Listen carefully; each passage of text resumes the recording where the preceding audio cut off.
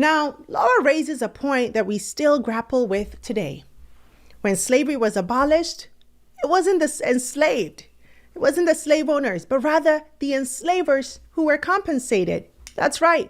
The British government paid out the equivalent of billions in today's dollars to the people who owned human beings for reparations. That money, it helped build mansions, businesses, and generational wealth. It helped shape the British elite. And some of that wealth, well, it landed directly in the pockets of the Trevelyan and Gladstone families. And then I thought, this is shocking and it's appalling. And then I thought, that's a real story there for some point. Nora Ephron, the American screenwriter, said that all life is copy. And so I thought, this is a story that someday I have to look at it, I have to think about it.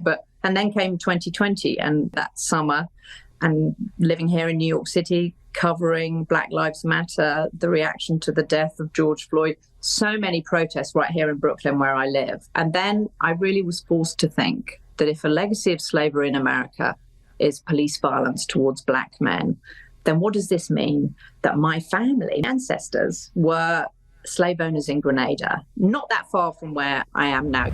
Laura spent decades as a journalist at the BBC. But after learning the full truth of her family's history, plantations in Grenada, nearly 1,000 people enslaved, she wanted to do more. She said, "I can't just report the news anymore. I have to be part of repairing the harm." So she pitched her story to the BBC team, picked up a camera, and set off to Grenada to tell this story.